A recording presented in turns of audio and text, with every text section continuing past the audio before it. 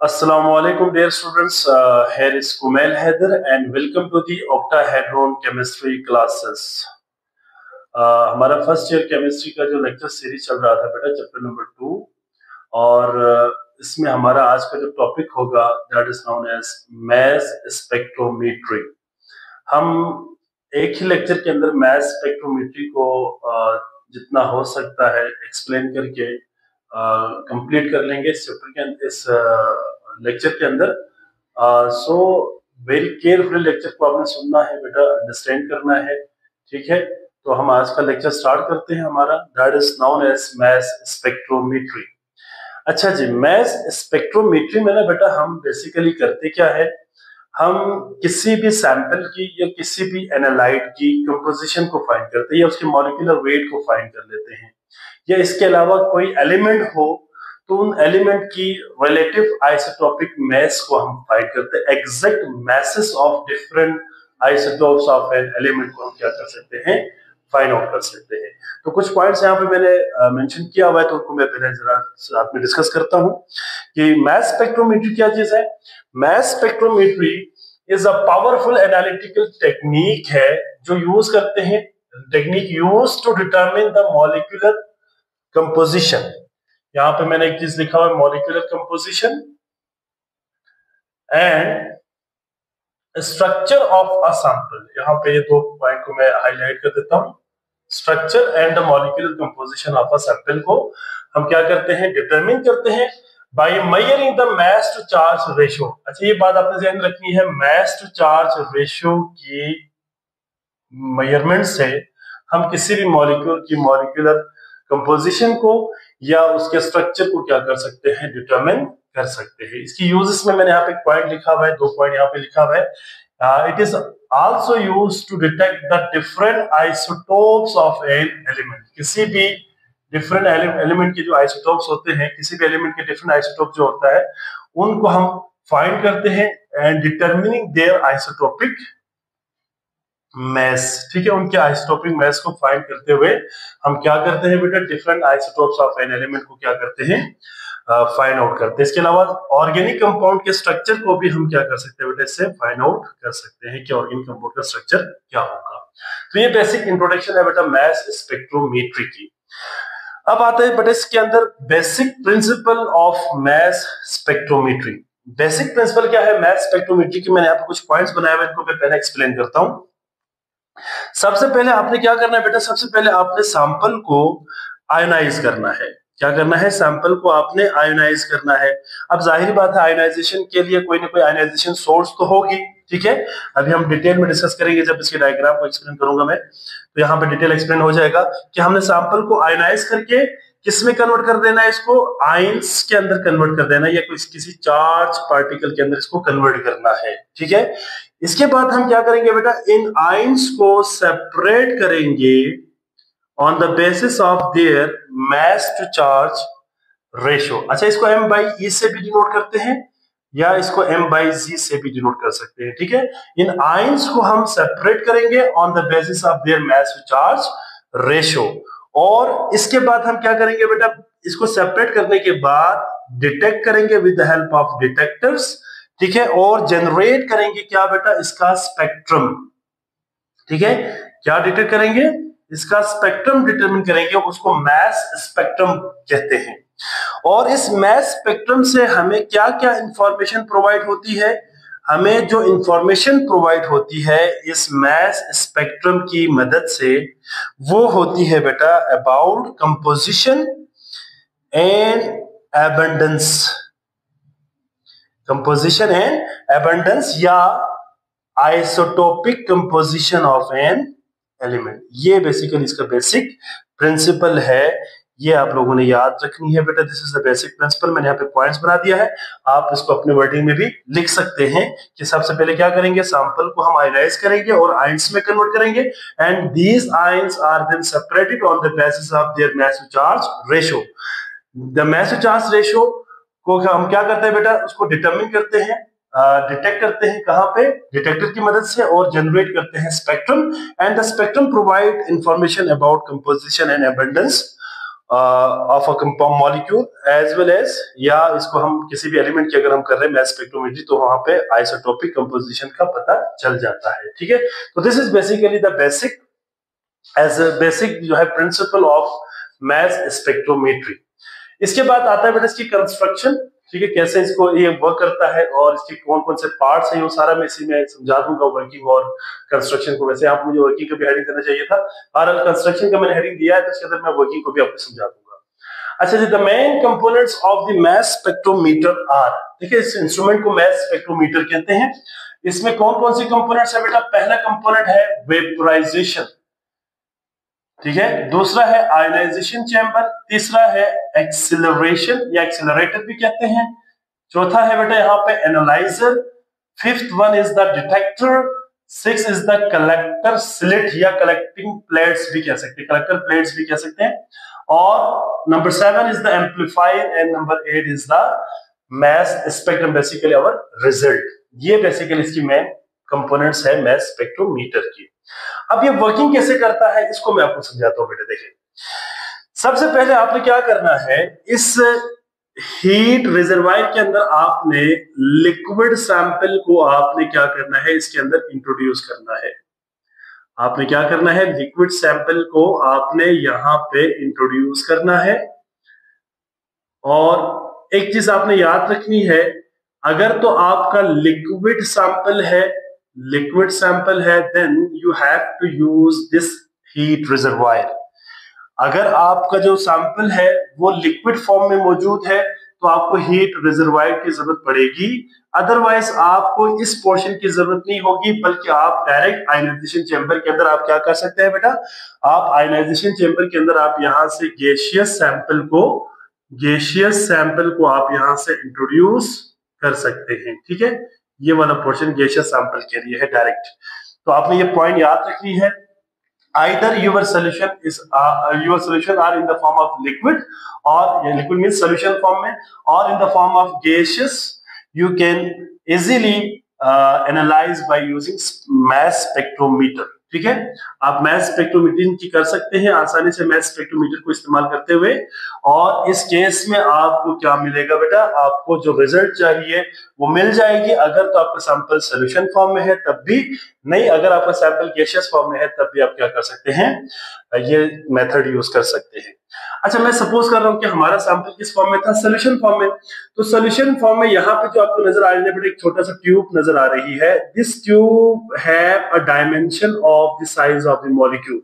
मतलब इस ट्यूब की जो साइज है ना, डायमीटर, वो इन मॉलिक्यूल्स के साइज के बराबर होती है। यहां से मॉलिक्यूल 1 बाय 1 कहां पे आते हैं, आयनाइजेशन चेंबर के अंदर आता है। ठीक है, आयनाइजेशन चेंबर के अंदर आ रहा होता है यहां तक। अब होता क्या है बेटा, यहां पे जो चीज मैंने बनाई हुई है, this is basically known as heated filament. क्या कहा जाता है इसको, हीटेड फिलामेंट कहा जाता है। और ये नॉर्मली हम यूज करते हैं किसका, टंगस्टन का, टंगस्टन। ठीक है, मेटल होता है, ये इस्तेमाल करते हैं। अगर आपने टंगस्टन नहीं देखा हुआ तो आपने शायद वो देखा होगा, जो 100 वॉट का जो बल्ब होता है, पुराने जमाने में बहुत ज्यादा इस्तेमाल होता है, आजकल बहुत कम हो गया, आजकल तो एनर्जी सेवर आ गया। वो येलो कलर की लाइट प्रोड्यूस करता है, बल्ब होता है बेटा, जिसके अंदर एक वायर होती है स्प्रिंग नुमा। ठीक है, वो वायर बेसिकली टंगस्टन की बनी होती है। तो टंगस्टन की आपने क्या लेनी है बेटा, फिलामेंट लेनी है।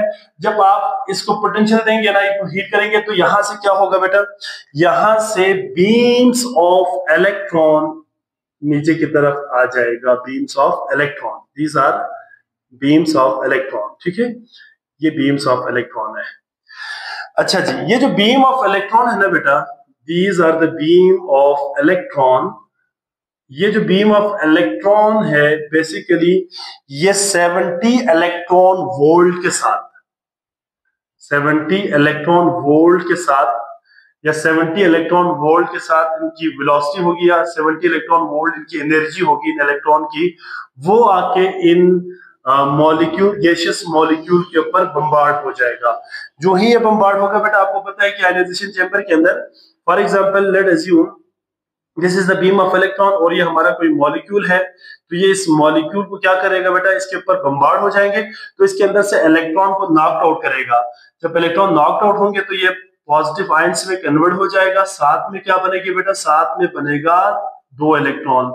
अब ये एक इलेक्ट्रॉन क्या है बेटा, यहाँ पे अगर मैं बताऊं आपको तो दिस इज द सैंपल, हमारा सैंपल है gaseous sample, and this is the beam of electron, ये बीम ऑफ इलेक्ट्रॉन है, beam of electron, and this is the ion, ये आयन है बेटा, एंड ये वाला इलेक्ट्रॉन वो इलेक्ट्रॉन है जो इसके अंदर से निकला है, और ये वाला इलेक्ट्रॉन बेसिकली कौन सा इलेक्ट्रॉन है, जो बीम ऑफ इलेक्ट्रॉन हमने यूज किया था। तो ये जब बीम ऑफ इलेक्ट्रॉन इसके ऊपर गिरेगी तो ये क्या बना देगा बेटा, आयंस बना देगा। अब मैं सपोज करता हूं कि these are the produced ions, ये प्रोड्यूस आयंस है। ये जो प्रोड्यूस आयन है ना बेटा, ये कहां पे मूव करेगा, अब ये मूव करेगा टुवर्ड्स द एक्सेलरेटर। ये क्या कहलाता है बेटा, एक्सेलरेटर। अच्छा, एक्सेलरेटर, और इसके साथ नेगेटिव चार्ज ग्रिड भी लगी होती है नॉर्मली। तो ये क्या करता है, इन पॉजिटिव आयंस को अट्रैक्ट करता है, और ये एक्सेलरेटर उसको एक्सेलरेट कर देता है, और एक्सेलरेटर में positive potential of 500 to 2000 volt इस्तेमाल होता है। 2000 वोल्ट यहाँ पे वोल्टेज अप्लाई होती है, पॉजिटिव पोटेंशियल अप्लाई होती है। ये पॉजिटिव पोटेंशियल क्या करेगा, इन पॉजिटिव आयंस को एक्सेलरेट करेगा वैगरसली, और ये स्पीड के साथ ये आयंस कहां पे चला जाएंगे बेटा, ये आयंस जाएंगे टुवर्ड्स द एनालाइजर, ये एनालाइजर की तरफ जाएगा। आई रिपीट माई पॉइंट बेटा, यहाँ पे मैं दोबारा रिपीट कर रहा हूं, हमने सोल्यूशन फॉर्म में सैंपल को लिया, ठीक है, या गैसियस फॉर्म में सैंपल को लिया। ये सैंपल आयोनाइजेशन चैम्बर में जाने के बाद इन सैंपल्स की आयोनाइजेशन होगी, और ये सैंपल की आयोनाइजेशन होने के बाद ये आयंस नेगेटिवली चार्ज ग्रिड की तरफ जाता है या सिंपल एक्सेलरेटर की तरफ जाता है, और ये एक्सेलरेटर क्या करता है बेटा, इन पॉजिटिव आयंस को एक्सेलरेट करके कहां भेजता है, टुवर्ड द एनालाइजर। याद रखिएगा, analyser is nothing else but they are variable magnetic field. ये क्या होती है, वेरिएबल मैग्नेटिक फील्ड होती है, ये एनालाइजर कहलाता है, ठीक है। यहाँ पे एक और चीज भी मैं आपको बताता चलूं बेटा, कि इस आयोनाइजेशन चैम्बर के अंदर वैक्यूम पंप लगाई जाती है ताकि इसके अंदर जो प्रेशर है उसको कम रख सके, प्रेशर को मेंटेन रख सके। इसके अलावा इसका एक और काम भी है वैक्यूम पंप का, एक तो इसका काम है बेटा प्रेशर मेंटेन करना है, ठीक है, प्रेशर को क्या करना है, मेंटेन करना है इसके अंदर, और दूसरा इसके अंदर जो है ना बेटा, जो इसका फंक्शन है वो है undesired species, undesired chemical species को रिमूव करते हैं, केमिकल स्पीशी को क्या करते हैं, ये रिमूव करते हैं। फॉर एग्जांपल यहाँ पे इस आयोनाइजेशन चैम्बर के अंदर लेट एज्यूम कोई लेट सपोज यहाँ पे कोई रेडिकल भी प्रोड्यूस हुआ है, रेडिकल्स, ठीक है, इस तरह की रेडिकल्स भी प्रोड्यूस हुआ है, तो इन रेडिकल्स को यहां से रिमूव करने के लिए वैक्यूम पंप इस्तेमाल करते हैं, क्योंकि हमें आयंस चाहिए, वो भी पॉजिटिव आयंस, ठीक है। यहाँ पे तो हम क्या करते हैं, इसमें हम सिर्फ आयंस को पास होने देते हैं, बाकी तमाम चीजों को यहाँ से रिमूव करते हैं। अच्छा जी, अब होता क्या बेटा, देखिए जब ये पॉजिटिव आयंस आके एनालाइजर के अंदर आता है ना बेटा, तो जो वेरिएबल मैग्नेटिक फील्ड जो है वो क्या करते हैं बेटा, इन आयंस को सेपरेट करना शुरू कर देते हैं on the basis of their mass to charge ratio, और इसको कहां पे भेजते हैं, टुवर्ड्स द कलेक्टर स्लिट। मैं सपोज करता हूं कि इसके अंदर से 2 किस्म के आयंस प्रोड्यूस हुआ था, तो ये जो 2 किस्म के आयंस को क्या कर देगा बेटा, यहां से सेपरेट कर देगा एनालाइजर। अब यहाँ पे कुछ पॉइंट्स को आप लोगों ने याद रखनी है। वो पॉइंट ये है कि जो एनालाइजर है ना बेटा, दिस एनालाइजर, ये जो एनालाइजर है ये क्या करता है बेटा, ये आयंस को स्प्लिट करता है, यही पॉइंट्स मैं यहाँ पे लिखता हूँ, आयंस को क्या करता है बेटा, स्प्लिट कर देता है, beams of ion, basically these are beams of ion. यहां तक तो बीम्स ऑफ आयंस आ रही होती है, बीम्स ऑफ आयंस। अब इसमें जो बीम्स ऑफ आयंस है, फॉर एग्जांपल 2-3 आइसोटोप्स है, तो वो सारे साथ ही आएंगे, यहां तक एनालाइजर तक साथ आएंगे। एनालाइजर में आने के बाद तीनों जो आइसोटोपिक है, आइसोटोप्स है तीनों, वो अलग अलग बीम्स की शक्ल में आगे ट्रेवल करता है। मतलब बताने का ये है कि जो एनालाइजर होगा वो क्या करेगा, बीम्स ऑफ द आयंस को स्प्लिट कर देगा on the basis of their mass to charge ratio, ठीक है। इसमें आयंस को स्प्लिट करेंगे किस बेस पे बेटा, मास टू चार्ज रेशियो के बेस पे क्या करता है, इसको स्प्लिट करता है। इसमें एक चीज आपने और याद रखनी है बेटा, जो एंगल ऑफ जब आयंस को स्प्लिट करेंगे ना बेटा, तो आपने याद रखनी है कि डिफरेंट आयंस का जो बीम्स है ना बेटा, वो क्या करेगा, डिफ्लेक्ट होगा सेपरेटली, अलग अलग डिफ्लेक्शन करेगा।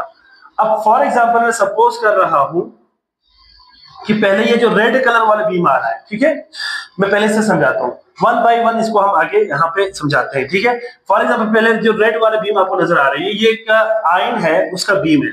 ये जो ही आके कहां पे टकराती है बेटा, ये आके कलेक्टिंग स्लिट या कलेक्टर प्लेट को टकराती है।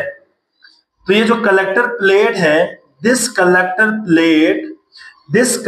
Plate is made up of metal, ये मेटल का बना होता है, ठीक है। और इसके पास क्या होती है बेटा, इनके पास इलेक्ट्रॉन्स होती है, फ्री इलेक्ट्रॉन्स, ठीक हो गया। ये फ्री इलेक्ट्रॉन्स इनके पास होती है। ये जो फ्री इलेक्ट्रॉन्स है ना बेटा, ये फ्री इलेक्ट्रॉन को ये आयंस क्या करते हैं, एब्जॉर्ब करता है। ये क्या करता है, एब्जॉर्ब करता है। जब ये एब्जॉर्ब करेगा तो यहाँ पे डेफिशिएंसी ऑफ इलेक्ट्रॉन हो जाएगा। तो यहाँ पे एक पोटेंशियल डिफरेंस सेटअप हो जाएगा। पोटेंशियल डिफरेंस क्या हो जाती है, डिफरेंस सेटअप हो जाती है। इस पोटेंशियल डिफरेंस की सेटअप से क्या होती है बेटा, माइन्यूट अमाउंट में करंट प्रोड्यूस होता है। माइन्यूट अमाउंट में क्या होती है बेटा, अमाउंट में करंट प्रोड्यूस होता है। ये जो करंट है ना बेटा, ये बहुत छोटी वैल्यू होती है इसकी, माइन्यूट करंट प्रोड्यूस होता है, बहुत छोटी इसकी वैल्यू होती है। ये जो करंट है ना बेटा, फिर ये पास हो जाती है, कहां चला जाता है, ये जो करंट है ये चला जाता है टुवर्ड्स द एम्पलीफायर। और आपको पता है कि जो एम्पलीफायर होता है वो एम्पलीफिकेशन करने के बाद इस करंट की वैल्यू को थोड़ा सा बढ़ा के फिर यहाँ पे कहां भेज देते हैं, चार्ट रिकॉर्डर की तरफ भेज देते हैं। और चार्ट रिकॉर्डर हमें क्या देंगे बेटा, मास स्पेक्ट्रम देगा। ये इस तरह से मास, फॉर एग्जांपल मास स्पेक्ट्रम दे रहा है, ठीक है, इस तरह से मास स्पेक्ट्रम हमें दे देंगे। इसके बाद दूसरा आयन आएगा बेटा, दूसरा आयन की मैं बात कर रहा हूं, ठीक है। अब दूसरा जो आयन है उसके एंगल ऑफ डिफ्लेक्शन और दूसरे के एंगल ऑफ डिफ्लेक्शन अलग अलग होंगे ना। तो अब दूसरा वाला आएगा, फॉर एग्जांपल सेकंड जो आयन है उसकी डिफ्लेक्शन फॉर एग्जांपल अगर शो करूं तो वो भी इसी तरह से आके इस आयन कलेक्टर के ऊपर स्ट्राइक करती है। स्ट्राइक करने के बाद इस मेटल से दोबारा से इलेक्ट्रॉन को एब्जॉर्ब करते हैं और इस कलेक्टर स्लिट के ऊपर एक या कलेक्टिंग प्लेट के ऊपर एक पोटेंशियल डिफरेंस सेटअप कर देगा, जिसकी वजह से माइन्यूट अमाउंट में करंट प्रोड्यूस होती है। और ये माइन्यूट अमाउंट में करंट जो है वो कहां पे चला जाता है, आगे एम्पलीफायर में, और एम्पलीफायर इसको फिर एम्पलीफाई करके चार्ट रिकॉर्डर की तरफ भेज देते हैं। और वहां पे क्या बन जाता है, चार्ट रिकॉर्डर के ऊपर मास स्पेक्ट्रम बन जाती है। क्या बन जाती है, मास स्पेक्ट्रम बन जाती है। ठीक हो गया बेटा, मास स्पेक्ट्रम बन जाती है। तो ये था बेटा पूरा वर्किंग ऑफ क्या बेटा, working of what, mass spectrometry. ठीक है, तो यहां पे आपने याद रखनी है कि जो सैंपल है सॉल्यूशन फॉर्म में लिया, ठीक है, आयोनाइजेशन हुई, आयोनाइजेशन चैम्बर के अंदर आयोनाइजेशन हुई बेटा इसकी। इसके बाद क्या हुआ, ये आयोनाइजेशन होने के बाद ये आयंस मूव किया towards the variable magnetic field, जिसको एनालाइजर कहा। वहां पे ये with different angle of deflection इनको क्या कर दिया बेटा, सेपरेट करता हुआ इन आयंस को किधर भेज दिया, कलेक्टर स्लिट की तरफ। और ये कलेक्टर स्लिट क्या करेंगे, यहाँ पे माइन्यूट अमाउंट में करंट प्रोड्यूस करेंगे। और this minute amount of current जो है वो एम्प्लीफिकेशन होने के बाद चार्ट रिकॉर्डर के ऊपर मास स्पेक्ट्रम बनाता है। ठीक है, इसके बाद आता है बेटा व्हाट इज मास स्पेक्ट्रम। तो mass spectrum is the plot of mass intensity versus total number of ions reaches to the detector. ये बेसिकली ग्राफ होता है बेटा, किसके दरमियान होगा वो ग्राफ, एक तो मास इंटेंसिटी या मास आप सिंपल कह सकते हैं मास इंटेंसिटी, और दूसरा क्या होगा बेटा इसमें, दूसरा क्या होगा, जितने नंबर ऑफ आयंस जो है आयन कलेक्टर के ऊपर पहुंचा है या डिटेक्टर के ऊपर पहुंचा है, वो है बेसिकली मास स्पेक्ट्रम। ये एक ग्राफ है बेसिकली। अच्छा, यहाँ पे एक चीज आप याद रखिएगा, ये दोनों हिस्सा जो है ना मिला के डिटेक्टर कहा जाता है। ये दोनों हिस्सा मिला के क्या कहा जाता है, डिटेक्टर कहा जाता है। This is basically detector. ठीक है, अच्छा अब इसमें एक एग्जांपल मैंने यहाँ पे दिया है, मास स्पेक्ट्रम ऑफ क्लोरीन। अगर mass spectrum of chlorine, for example हमारा जो सैंपल था वो क्लोरीन होता, तो क्लोरीन की केस में दो आयंस बनते, बिकॉज़ क्लोरीन के दो आइसोटोप्स होते हैं। ठीक है, तो जो दो आयंस होंगे, ये दोनों ions mass to charge ratio की बुनियाद पर क्या हो जाएगा, ये सेपरेट हो जाएंगे, ठीक है, सेपरेट कहे या सेपरेट हो जाएंगे, और ये अलग अलग जो है मैस के ऊपर क्या करेंगे बेटा, अपना स्पेक्ट्रम, अपना पीक देगा। तो यहाँ पे क्लोरीन की केस में बेटा दो आइसोटोप्स होते हैं, आप सबको पता है, एक क्लोरीन 35 और दूसरा क्लोरीन 37। तो जो क्लोरीन 35 है बेटा वो यहाँ पे है, तो ये कहाँ पे इसका जो पीक है वो ऐसा आएगा, this is the peak of the word chlorine 35, ये पीक आता है, ठीक है। और ये किसके लिए होगा, क्लोरीन 35 के लिए, Cl35 के लिए होगा। और जो 37 वाला है बेटा उसका होगा ये वाली पीक तकरीबन यहां तक, ठीक है। ये वाला किसका होगा बेटा, 30 क्लोरीन 37 का ये पीक होता है, ठीक है। और आप जरा गौर से देखें तो दो पीक्स आ रहा है, तो दो आइसोटोप्स है क्लोरीन के। अब आप इसकी इसी बेस पे ना बेटा रिलेटिव एटॉमिक मास भी निकाल सकते हैं क्लोरीन का। कैसे निकालेंगे बेटा, रिलेटिव एटॉमिक मास कैसे फाइंड करेंगे, relative atomic mass would be equals to relative mass of first isotope multiply by its relative abundance plus relative mass of second isotope multiply by its relative abundance whole divided by 100। इस फॉर्मूले के मुताबिक आप दोनों chlorine के isotopic mass को use करते हुए आप और इसकी परसेंटेज एबंडेंसी को यूज करते हुए आप क्लोरीन की रिलेटिव एटॉमिक मास फाइंड कर सकते हैं। क्लोरीन का 35.5 बेसिकली यहां से आता है, ठीक है। अच्छा जी, अब इसमें एक और चीज भी मैंने आपको मेंशन किया कि mass spectrum of an element is used to determine the relative atomic mass and relative abundance of an isotope of an element. किसी भी एलिमेंट की जो आइसोटोप्स होता है बेटा उनकी रिलेटिव मास को बताने के लिए इस्तेमाल किया जाता है और उसकी रिलेटिव अबंडेंसी बताने के लिए। यहां पे आपने पॉइंट याद रखनी है बेटा, number of peaks in mass spectrum, मैं इसको छोड़ लिखता हूं बेटा, मैस स्पेक्ट्रम क्या बताती है बेटा, नंबर ऑफ आइसोटोप, ये बताती है नंबर ऑफ आइसोटोप बताती है, number of isotopes. For example अगर क्लोरीन है तो क्लोरीन की केस में दो पीक्स आएंगे, ठीक है। अगर इस तरह कार्बन होता तो तीन पीक्स आ जाता है। फॉर एग्जांपल इसी तरह से हाइड्रोजन होते तो तीन पीक्स आते हैं, ठीक है। तो नंबर ऑफ पीक्स जितना होंगे उतना नंबर ऑफ आइसोटोप्स होंगे। बेसिकली जो पीक्स बन रहा है ना बेटा, ये it is due to different ions having different mass to charge ratio. तो ये आपने याद रखनी है पहला पॉइंट।